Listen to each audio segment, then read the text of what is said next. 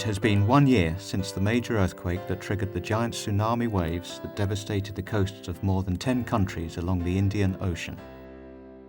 Nearly 250,000 people in Indonesia, Sri Lanka, India, Thailand and other countries lost their lives, and millions were left homeless in one of the worst natural disasters ever. Situated in the Bay of Bengal, about 1,200 kilometres to the southeast of mainland India, are the Andaman and Nicobar Islands, once a paradise, now in total ruin. The Andaman and Nicobar island chain is made up of 576 islands, of which only 36 are inhabited.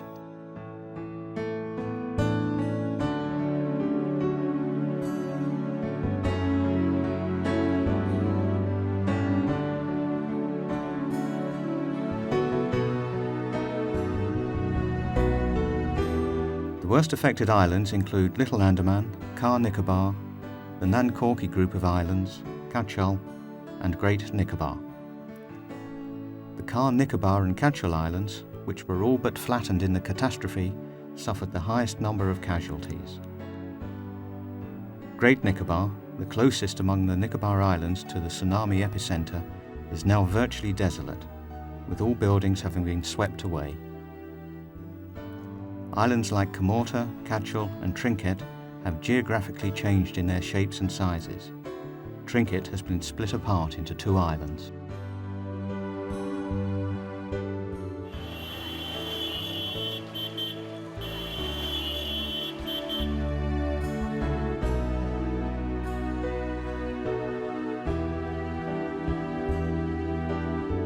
In the capital, Port Blair, vast areas of agricultural land and mangroves have been swamped by seawater as a result of the tsunami waves that followed the earthquake.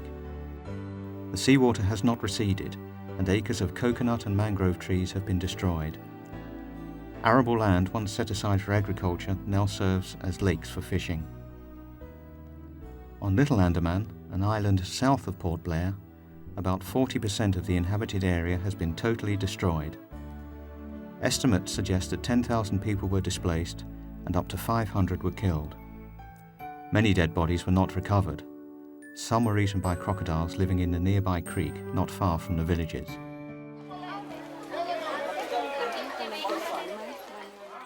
During the first 3 months, the victims lived in tents, after which they were then shifted to temporary shelters made of metal huts. 9 months later, they still remain in these virtually uninhabitable temporary houses. Here we have many problems. We don't have water, all the roads are muddy, there is no school or a place to play. Everything is a problem. We need a school for the children, a place for them to play, and we need medical help when people get sick.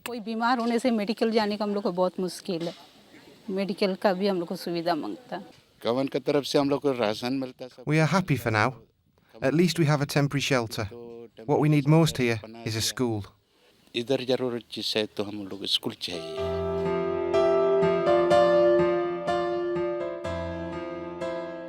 living conditions in the temporary shelters are damp and unhygienic, and these displaced persons face the possibility of living in these conditions for 2 more years before permanent houses are built.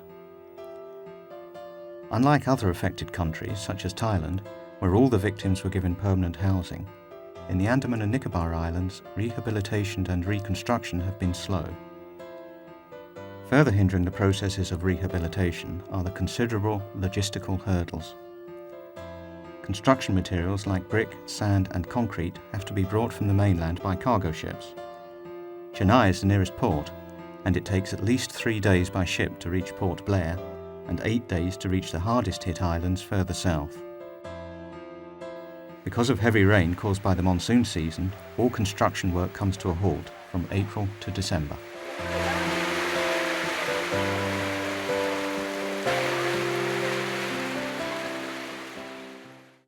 Most of the harbours in the islands have been smashed to pieces. Jetties, completely ruined by giant waves, remain unreconstructed, making it difficult for big ships to dock. The availability of the land poses another challenge, as the local administration strives to find enough land on which to put up permanent houses.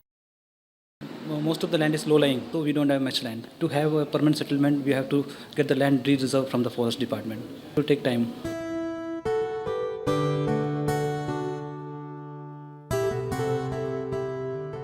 Due to the delays of the government in providing permanent housing, the administration continues to provide daily rations to those in temporary shelters.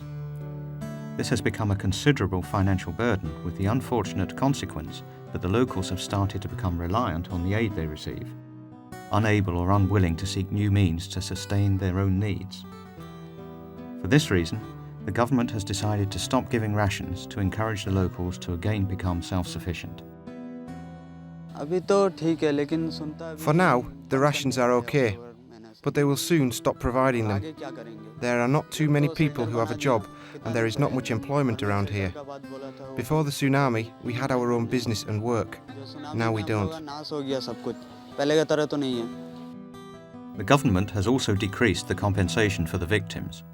The latest unconfirmed reports estimate aid relief at less than €1 per family. Elderly people like me can't go out and work. I have a small child to look after. It's difficult for me to go out in the sun and work. I can't find a way of living if they stop giving food rations from next month onwards.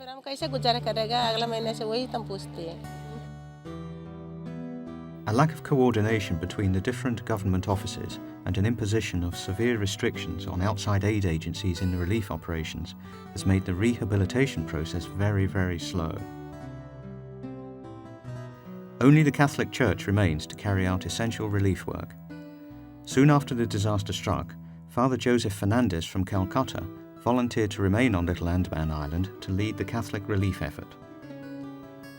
In 8 months' time, Father Joseph's team, identifying the basic need for water as a first priority, constructed 18 wells near the temporary shelters and throughout the inland villages around the island, providing the people fresh drinking water.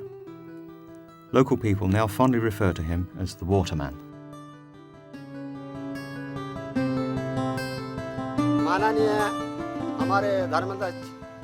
The villagers were suffering so much due to the lack of water. We used to drink from a dirty canal nearby. The Catholic Church has built this well. Father Joseph has helped build it.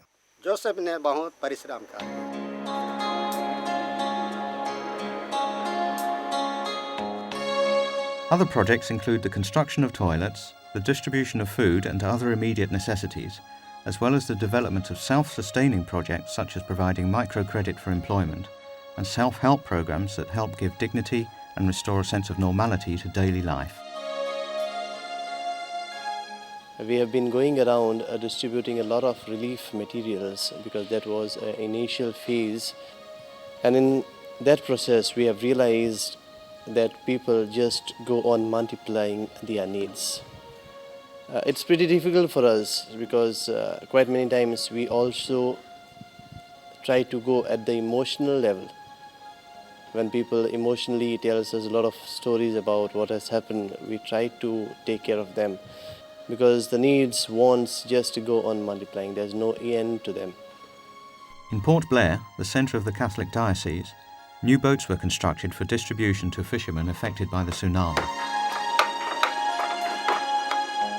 To address post-tsunami trauma, the Catholic Church has organised psychosocial training programmes for would-be counsellors to aid in the healing process, particularly for the women and children most affected. Again, to provide a sense of dignity and normality, vocational training courses for women, such as dressmaking and embroidery, have been established. Due to the inability of the local church to financially support these initiatives, international Catholic charities such as Caritas and Aid to the Church in Need have played a vital role in sustaining these activities. Aid to the Church in Need has provided financial support for a number of relief activities, as well as the reconstruction of destroyed churches and mission houses, including the Catholic Church in Hut Bay.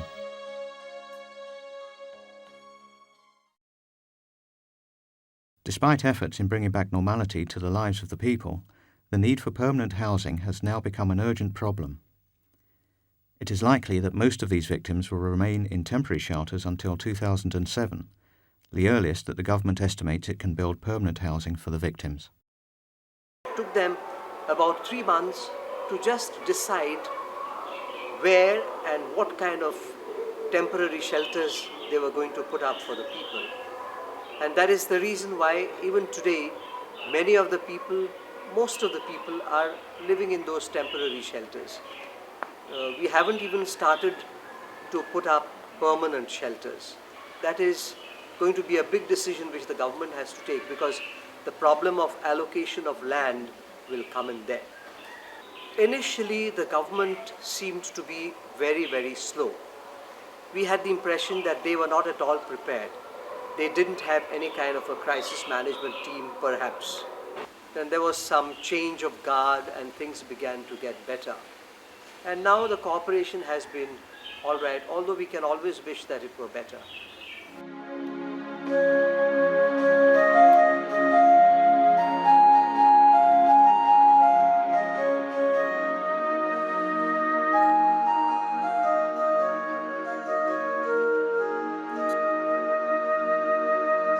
In addition to the hardship brought about by the tsunami, there is increasing cause for disillusionment among the people of the Andaman and Nicobar Islands. The slow progress of the government in responding to the needs of the people has made them feel even more abandoned and helpless. They are coping up with a lot of fears of the future, but I always experience and admire their hope of a future. They haven't lost that. In spite of losing everything, hope enlivened them.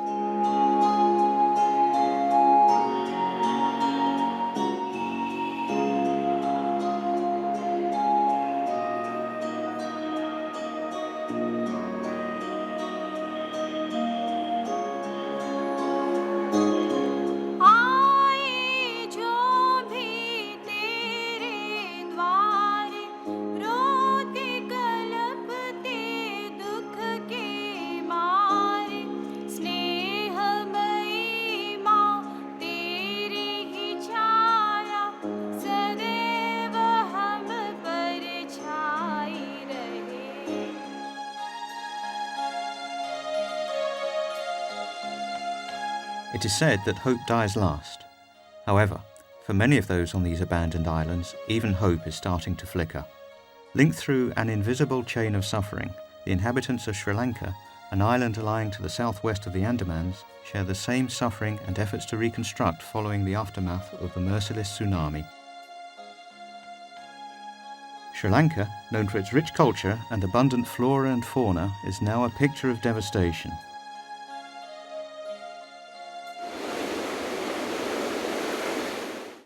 The day the giant waves struck, the whole nation wept in desolation and anguish. Within 20 minutes, 31,000 people lost their lives, 5,500 people were missing, and 119,000 people were left homeless. The districts of Jaffna, Batikaloa and Gala were the worst affected. In the Gala district alone, nearly 10,000 people died, 2,000 were missing, and 23,000 were left homeless.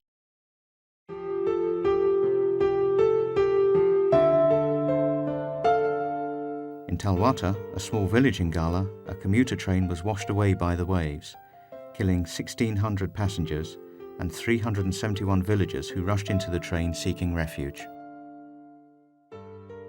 I was thrown out of the window of the house. I almost drowned when someone dragged me to the train. The second wave hit the compartment. It started rolling off the tracks. The wave carried the compartment further inland. For 20 minutes I was unconscious. Later on, I found myself below the seat. I pushed it and came out. I heard the people screaming and crying. Hambantota, a Muslim-dominated area in Gala, had the highest number of casualties in the whole district. In one village alone, approximately 260 houses were totally washed out, dragging hundreds of dead bodies into a nearby lagoon. 2,001 unidentified bodies were buried in one of the mass graves in Nelampatwila alone.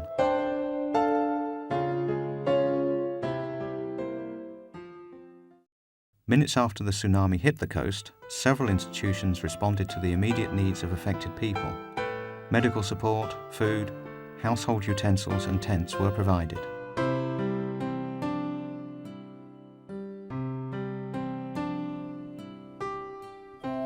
But life in a camp is a struggle for most. For the first few months, there was no source of drinking water for the victims. The Catholic Church in Sri Lanka provided water tanks and temporary toilets. However, basic amenities, as well as electricity, were still non-existent in some areas.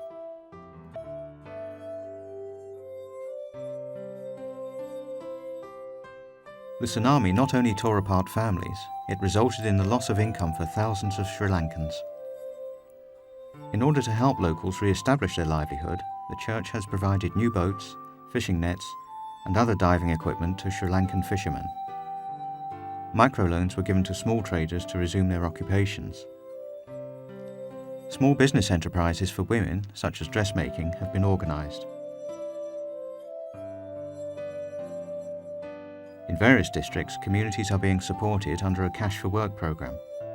Men and women have been employed in ground clearance, the construction of roads and of temporary shelters. Although a year has passed, the inhabitants still suffer as if the tragedy were yesterday. Marina Pereira lost 9 members of her family.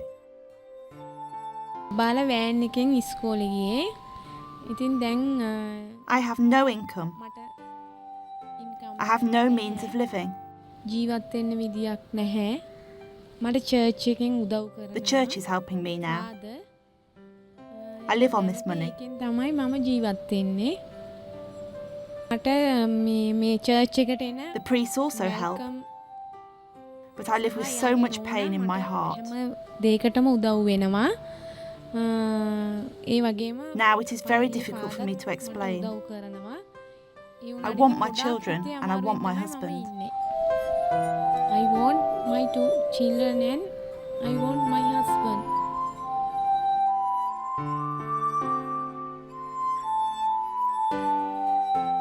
Around 5,000 people have been trained to counsel traumatised victims after the disaster. Returning the victims to permanent houses and helping them to start anew is the most urgent need, but it has taken longer and is more complicated than expected. There is this 100-meter buffer zone. Nobody is allowed to build any houses or any other constructions within the buffer zone. We have to find new lands. So that delays the whole process of construction.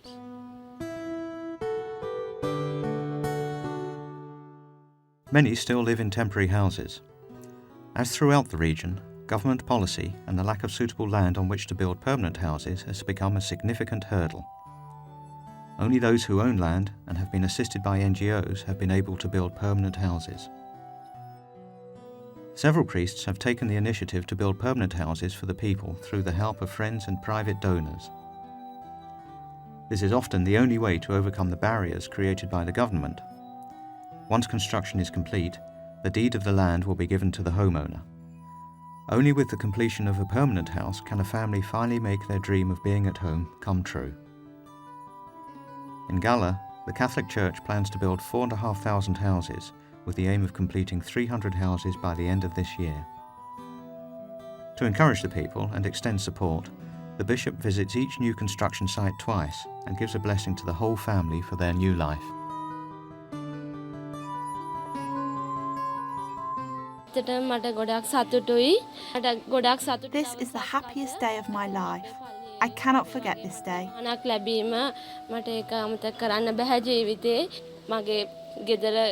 I was expecting only a small house, but instead I received everything.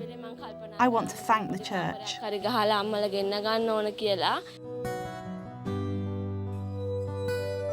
Although the Catholic Church has received aid from the government and different donors, a majority of funds were spent on immediate relief operations.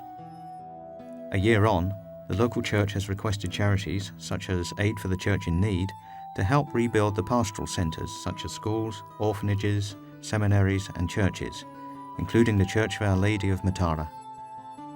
So I should thank the international community for coming forward to help Sri Lanka, and in particular to the Church in Need, especially coming forward to assist our church. The tsunami money was spent purely for those affected people. So therefore in this situation, church in need has contributed immensely for the welfare of the church in Sri Lanka.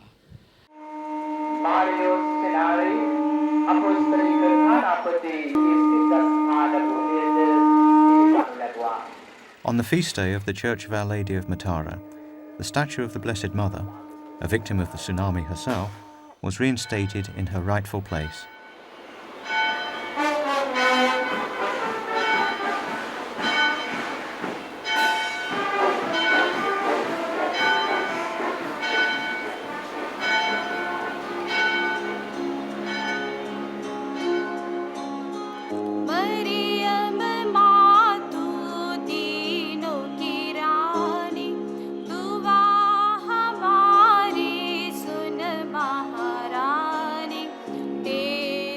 The statue was washed away by the waves and found 3 days later about 500 metres away from the church. The statue was in perfect shape except for a broken wrist of the baby Jesus. Aside from the parishioners, Buddhist monks, students and teachers of a nearby Buddhist school came to participate in the preparation for the feast. When we work together like this, we can work towards a just society. To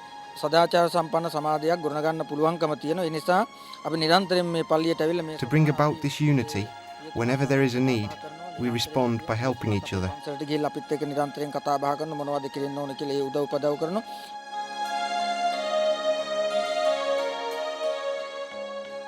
The tsunami has not only rekindled the spirit of giving, but it has brought people of different religions together. The Catholic Church in Sri Lanka initiated interreligious activities by providing assistance to the Muslim and Buddhist communities for the construction of toilets and provision for household amenities. The church also helped in the reconstruction of Buddhist temples and schools. I am so happy with the Catholic Church. They responded immediately to the needs of the people, regardless of their caste or religion. I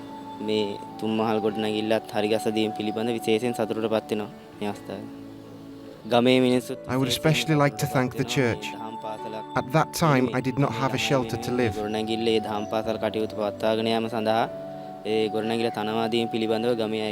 Now they constructed a building for us. The people who live in the village, especially the children, feel grateful towards the church.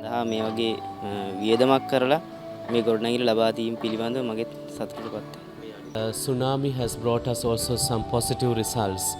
That is bringing the Christians, the Buddhists and the Muslims together. Particularly the hierarchy, the priests, the clergy coming together is a new beginning for Sri Lanka. Although most of the countries affected by the tsunami received aid from all around the world, experience has revealed that recovery is not limited to the improvement of living conditions and the re-establishment of livelihoods.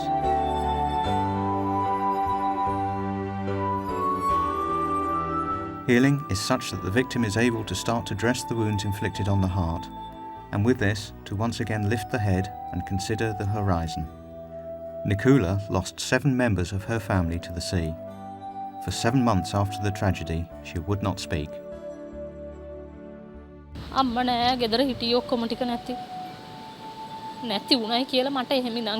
My father told me it is not only my mother, but others also perish. Then I cried. After hearing the news, we climbed up on top of the building for safety. Then I thought, without my mother and all others, what was the point of living?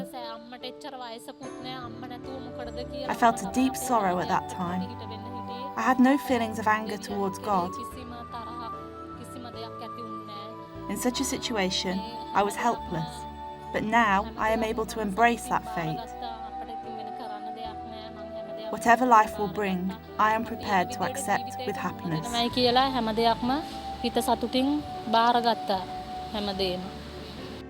Nikula's faith and the support of the church has helped her to start to overcome the trauma. Last 7 months, she was not responding to anybody. She even neglected her child. Very quiet she became. So it was very difficult to really help her. Every Sunday she continued to come to church, and then she got pain in the heart. And after Mass, every day she cried. So after that only, I was doing some kind of healing that I have learned. And after that healing, it helped her. Each finds solace and healing in their own way.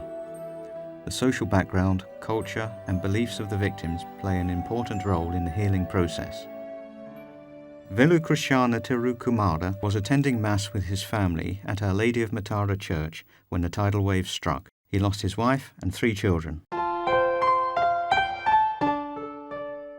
Today, only his faith grants him a measure of peace. I don't know why God has kept me alive, but I believe that He thought it would be difficult for me to save my children, so He kept them safe. I know God will protect them and keep them safe until I see them again.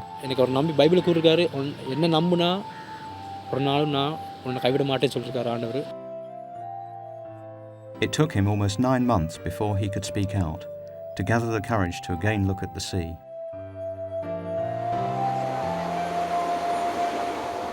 This is Kumara's first time to walk along the beach.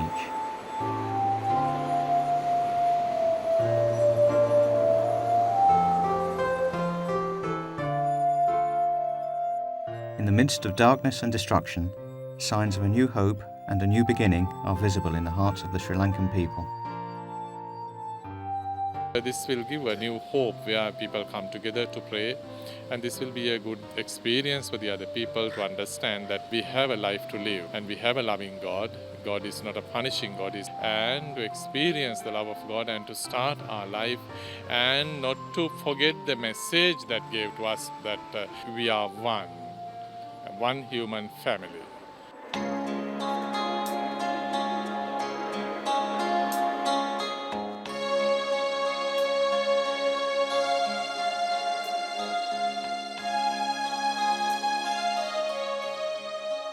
If there is anything positive that the tsunami has brought, it is that a people of different religions, races and cultures have been brought closer to God and each other.